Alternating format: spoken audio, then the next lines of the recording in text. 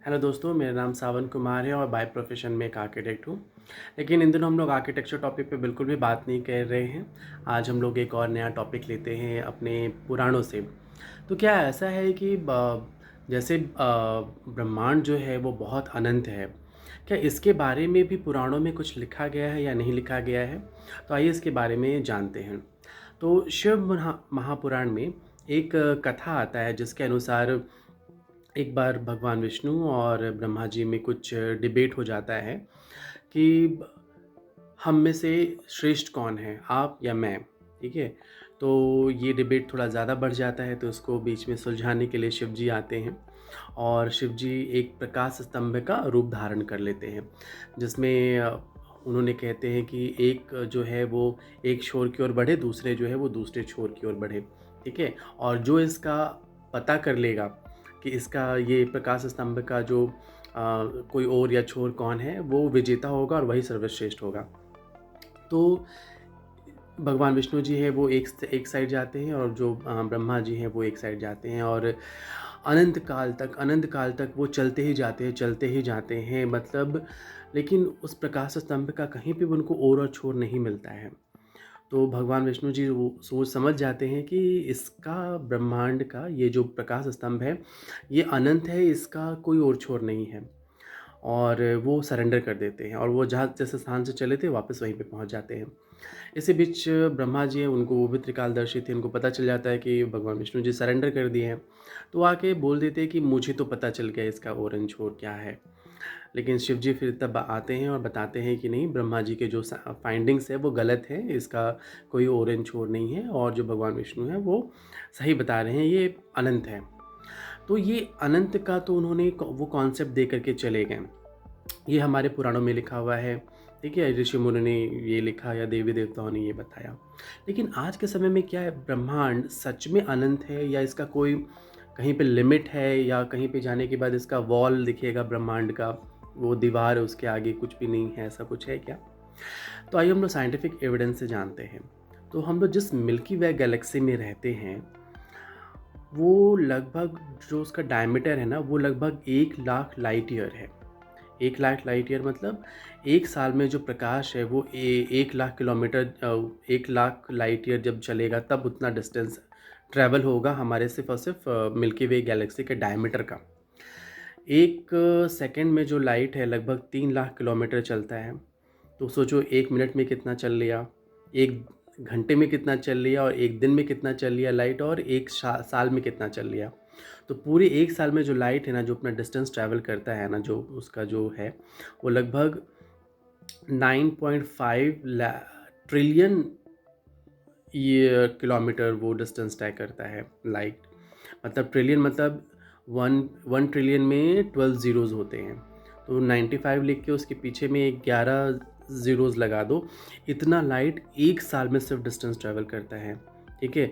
और जो हमारा मिल्की वे गैलेक्सी, इसका डायमीटर जो है वो 1 लाख लाइट ईयर है। तो जस्ट इमेजिन कि ये कितना बड़ा है। ये हमारा अपना मिल्की वे गैलेक्सी है, इसका डायमीटर इतना बड़ा है। तो सोचो पूरे ब्रह्मांड में जो है ना लगभग 2 ट्रिलियन गैलेक्सीज़ हैं। 2 ट्रिलियन मतलब फिर से 2 के पीछे में 12 ज़ीरो लगाओ, इतने ट्रिलियन गैलेक्सीज़ हैं। और ये जो गैलेक्सीज़ है ये हबल टेलीस्कोप से विज़िबल जो हमारा ब्रह्मांड है ना, जो हमारे टेलीस्कोप में जितना ब्रह्मांड हमें दिखा है, ये उसमें इतने गैलेक्सीज़ फाइंड आउट हुए हैं, लगभग 2 ट्रिलियन गैलेक्सीज़। Just imagine. और 2 ट्रिलियन कम नहीं होते, उसके पीछे में आप 12 ज़ीरो लगा दो, इतने नंबर ऑफ़ गैलेक्सीज़ हैं। और एक गैलेक्सी जैसे हमारा जो है गैलेक्सी, वे सबसे बड़ा गैलेक्सी तो है नहीं। इसका ही सिर्फ डायमीटर जो है वो लगभग 1 लाख लाइट ईयर जितना बड़ा है इसका डायमीटर है। और 2 गैलेक्सीज़ के बीच में भी बहुत डिस्टेंस होते हैं। जैसे हमारा गैलेक्सी जो है वो मिल्की वे है, और हमसे जो सबसे नज़दीक का जो गैलेक्सी है वो एंड्रोमेडा गैलेक्सी है। वो हमसे लगभग 250 मिलियन लाइट ईयर दूर है, लगभग 25 लाख लाइट ईयर हमसे दूर है। ज़्यादा करीब दोनों गैलेक्सीज हो नहीं सकती, नहीं तो दोनों गैलेक्सी कोलैप्स हो जाएंगे बाय ग्रेविटी। तो हमसे जो नेक्स्ट जो गैलेक्सी जो हमसे नज़दीक का है वो लगभग 25 लाख लाइट ईयर हमसे दूर है। तो जो सोचो 2 गैलेक्सीज़ के बीच में जब इतना डिस्टेंस है, तो सोचो 2 ट्रिलियन गैलेक्सीज़ हैं। तो आप कल्पना नहीं कर सकते हो ब्रह्मांड सच में अनंत है। और सोचो वो ये तो हमारा जो हबल टेलीस्कोप से जो दिख गया है वो है, लेकिन बहुत दूर के इससे बाद जो गैलेक्सीज़ है वो उसमें धूल के बादल हैं, क्लाउड्स हैं, उसके पीछे जो गैलेक्सीज़ है वो उतना क्लियर दिखा नहीं है, ठीक है? तो सोचो उसके बियॉन्ड कितनी गैलेक्सीज़ होंगी। मतलब ये तो हमारा जस्ट लिमिट है कि हम लोगों ने सिर्फ़ इतने गैलेक्सीज़ को देखे हबल टेलीस्कोप से, लेकिन उसके बियॉन्ड भी जाने ना जाने कितनी गैलेक्सीज़ होंगे। तो ये ब्रह्मांड बहुत अनंत है, इसका कोई पैरामीटर नहीं है कि जिसको हम लोग डिफ़ाइन कर सकें कि इतना बड़ा है। लेकिन हाँ, ये अभी साइंटिफिक एविडेंस से मैंने आपको थोड़ा बताया कि ब्रह्मांड कितना बड़ा है, आप अपनी कल्पना से सोच सकते हो। लेकिन उस ज़माने में लाखों साल पहले जब ऋषि मुनि जो थे वो जब ज्ञान दे रहे थे अपने बच्चों को, अपने शिष्यों को, तो उन्होंने कुछ उदाहरण लिए होंगे और ये एक कथा जो था वो बनकर आया। और ये कथा ही क्यों, ये वास्तव में हो सकता है। शिव जो थे वो साक्षात थे और उन्होंने सब लोगों को संसार को बताने के लिए कि ब्रह्मांड कितना बड़ा है, उन्होंने ये ज्ञान दिया।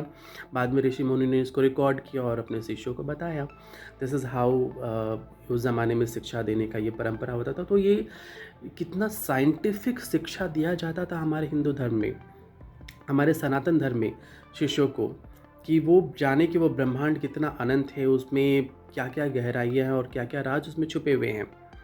तो आज की जनरेशन जो चैलेंज करती है कि ये सब तो माइथोलॉजी है, इसके पीछे में क्या ही सच है। लेकिन देखो एक छोटा-सा वो स्टोरी है कि दोनों आमने-सामने आए भगवान विष्णु और ब्रह्मा, और उन दोनों के बीच में डिबेट हुआ कि हम कौन बड़े हैं। एंड उसके माध्यम से शिव जी ने बताया कि ये ब्रह्मांड अनंत है। इस स्टोरी के माध्यम से, तो ये अपने आप में एक विचारणीय बात नहीं, अपने आप में सोचने वाली बात नहीं है। इंट्रोस्पेक्ट करने की ज़रूरत है कि हम लोग कहाँ गलत हो गए और जो चीज़ें सच हैं उसको हम लोग माइथोलॉजी मानने लगे, जबकि ये माइथोलॉजी नहीं है, ये प्योर साइंस है और ये बिल्कुल सच है। तो होप सो आपको ये एक छोटा-सा मेरा प्रयास अच्छा लगा होगा कि ब्रह्मांड अनंत है, इसका एक स्टोरी भी हमारे पुराणों में मौजूद है। तो नेक्स्ट एपिसोड में हम लोग ऐसे ही किसी स्टोरी को देखेंगे कि क्या वो उसके पीछे साइंटिफिक रीज़न है या और क्या वो सच है या क्या नहीं है। तो अगर आज आपको वीडियो अच्छी लगी होगी तो मेरे वीडियो को प्लीज़ लाइक एंड शेयर कीजिएगा और मेरे चैनल को ज़रूर से सब्सक्राइब कर लीजिए। ऐसे आने वाले वीडियोज़ आप हमेशा देखते रहेंगे। आज के लिए थैंक यू।